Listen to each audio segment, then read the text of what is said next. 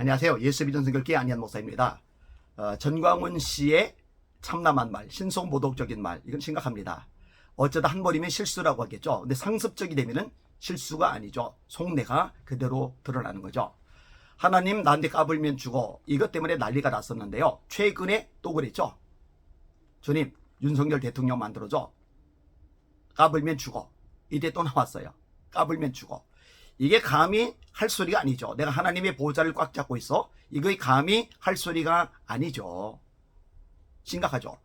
근데 이런 이야기를 들으면서도 같은 편을 들고 있는, 함께 동역하고 있는 목사들 심각합니다. 언제고 그 대가를 치르게 될 겁니다. 다 드러내고 말 거예요. 신성모독적인 일에 동참한 거니까. 이단에 동참을 한 거니까요. 전광훈이 지금 궁지에 몰리니까요. 지금 돈 퍼써가면서 난리가 난 거예요. 난리가. 또 뭐 원로 목사들 모이게 해서 뭐 100만 원씩 준다고 그래요. 예전에 원로 목사 대회 열었죠.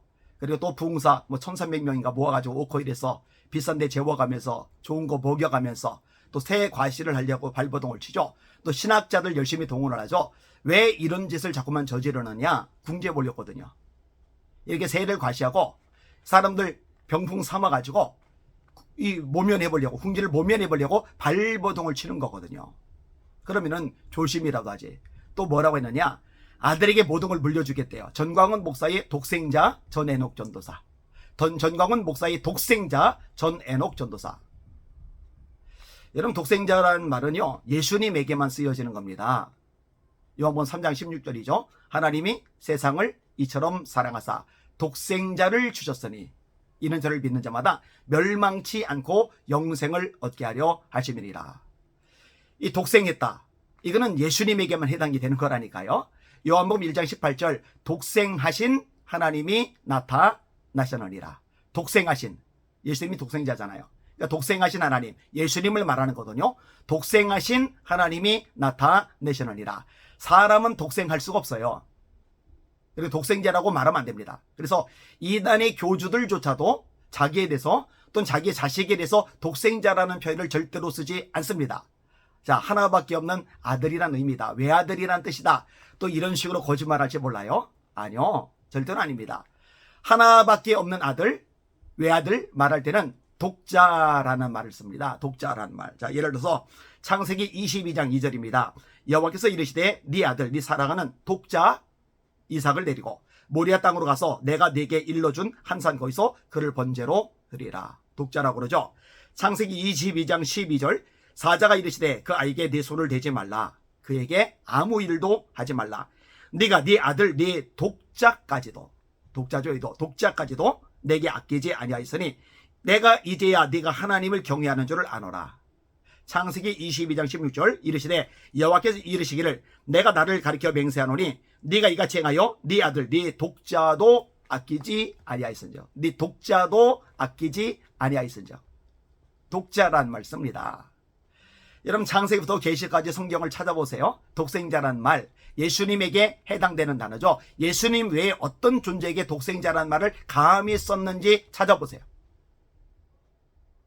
근데 전광훈이가 자기 아들 보고 독생자 전에녹 전도사래요. 이번 9월 달에 상당 부분 결론이 나와질 겁니다. 여러 교단들이 움직여가고 있어요. 제가 정보를 접하고 있습니다. 이걸 막으려고 별의 별짓 다 할 겁니다. 혹시라도 돈 먹고 엉뚱한 짓 하는 이단 사이비 대책위원회 위원은 한 명도 없기를 바랍니다. 역사적으로 큰 죄를 지는 거니까, 하나님 앞에 큰 범죄를 저지르는 거니까 심판을 받게 될 겁니다. 하나님의 자리에 올라앉았는데, 하나님의 이름을 참남되이 여기는데, 하나님 앞에 신성모독적인 발화를 마구 쏟아내는데 어떻게 그깟 돈 몇 푼에 움직일 수 있단 말입니까? 절대로 그렇게 돼서는 안 될 것입니다. 이번에 전광훈 목사의 독생자 전에녹 전도사에게 이름한다. 이 교인들이 아멘을 해요. 그러니까 말하는 거예요. 가스라이팅 당했더라고요. 정상이 아닌 거죠. 성경적인 신앙생활을 하는 게 아닙니다. 그들의 주님은 예수님이 아닌 거예요. 전광훈인 거예요. 예수님이 인생의 주님이고 말씀만이 유일한 기준이라면요, 전광훈의 그런 신성모독적인 발언이 떨어졌을 때 등 돌리고 나가야죠. 외면해야죠. 입 다물어야죠. 그리고 결별해야죠. 그런데 아멘하고 열광적으로 반응한단 말이에요. 큰일 난 거죠. 성경대로 되는 것이긴 합니다. 때가 이르리니 사람들이 바른 교훈을 받지 아니하며 그 귀가 가리워서 자기의 사욕을 따를 스승을 많이 두고 또 그 귀를 진리에서 돌이켜 허탄한 이야기를 따르리라.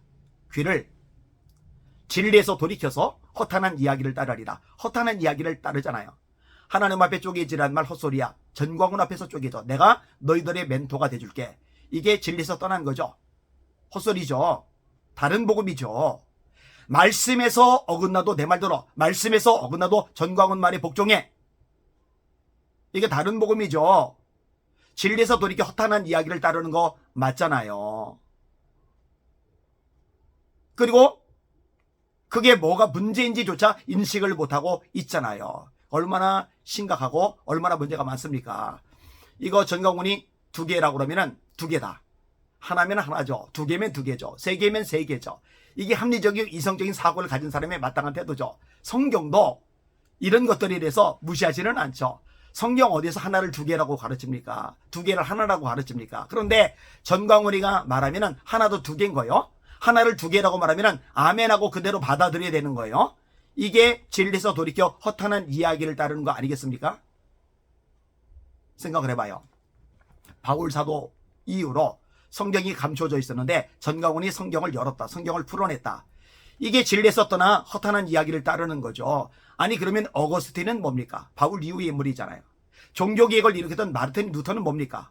칼빈은 뭡니까? 제가 참 희한한 게요.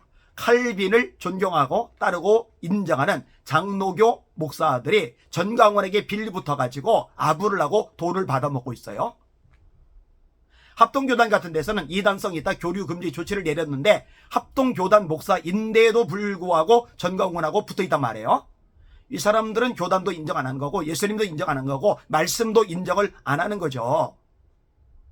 말씀에서 어긋난 소리를 뽀조시 하잖아요. 아니 사도 바울 이후로 성경이 감춰졌다. 전광훈이 열었다. 그러면은 칼빈도 성경을 모르는 사람인 거예요. 칼빈도. 본인이 존경하고 인정하고 따르는 칼빈도 성경이 무지한 사람인 거예요. 그런데 전광훈을 따라가고 있어요. 고신교단 역시 전광훈 이단성이 있다. 교류 금지했죠. 합신교단은 아예 이단으로 규정을 했었죠. 근데 합신교단 목사인 송은근 목사 같은 사람은 교단에서 이단으로 공식 규정을 했는데 전광훈 추종하고 전광훈 변호하고 전광훈 위에서 몸바쳐 충성하느라고 얼마나 애를 쓰는지 몰라요. 이 교단을 무시하는 행태죠. 있을 수 없는 일을 버젓이 저지르고 있는 겁니다. 자, 정리를 합니다. 독생자는 예수님 한 분뿐이십니다. 하나님 자리에 올라간 전광훈이 해서는 안 될 막말들을 쏟아내고 있어요. 이거 반드시 심판을 받아야 됩니다. 그냥 넘어가면 안 됩니다. 제발 속지 마시고 벗어나시길 바랍니다. 미혹에서 빨리 벗어나도록 우리 시청자들도 기도 많이 해주시길 바랍니다. 진리를 세워나가기 위해서 선한 싸움을 열심히 싸우고 있는 여러 사람들 위해서도 기도 많이 해주시길 바랍니다. 날마다 주님 바라보고 주님의 이름으로 전진하며 승리합시다. 할렐루야.